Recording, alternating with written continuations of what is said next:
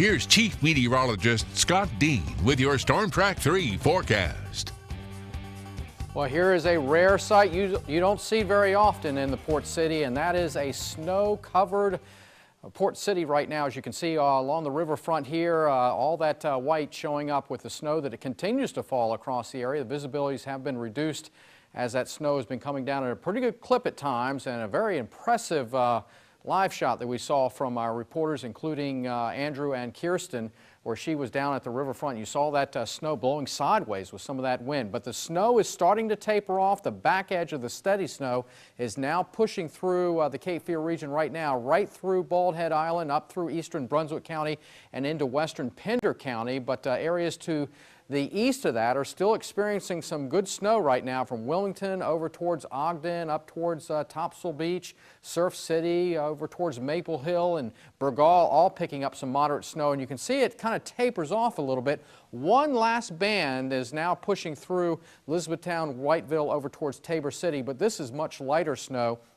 And from here on out, west of this one band, we can expect the accumulation amounts to be awfully light. All right, look at the storm reports of ice and snow all the way down to the Florida Peninsula. Very rare to see it this far south, and you can see all the snow reports up through Georgia, South Carolina, and even a couple reports. This is early in the game, but we've gotten some reports of about 2.5 inches around the Leland area, and also around 2 inches over towards around northwest. And the National Weather Service recently put out a report at the Wilmington Airport of 2 inches, and that makes this a historic snowfall for the day of January 3rd.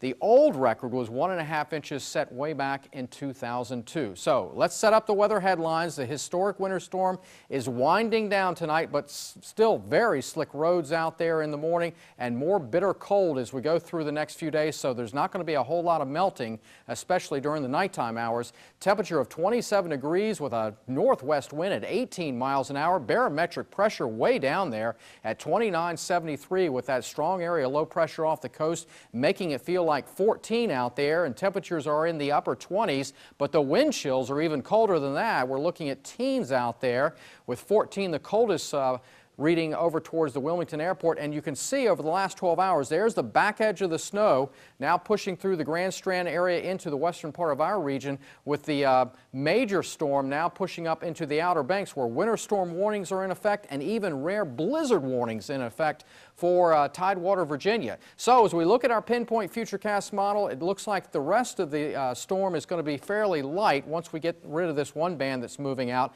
and we'll wake up to sunshine tomorrow. It'll be a bright day with all that snow on the ground, so you'll need the sunglasses, but you'll need your coat as well. Temperatures are going to be cold in the 30s. We warm back up into, or excuse me, cool back down into the teens Friday morning, and then highs only in the 30s once again on Friday afternoon.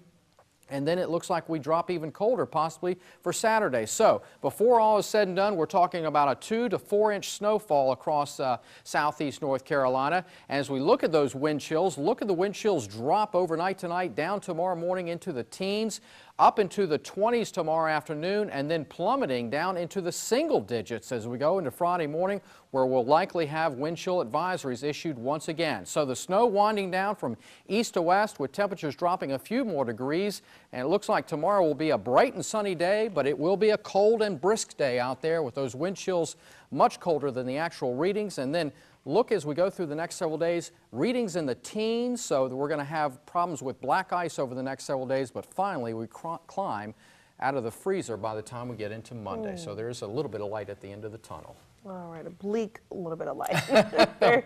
very bleak. We have to get through the next several days, that's for sure. All right, thank you, Scott.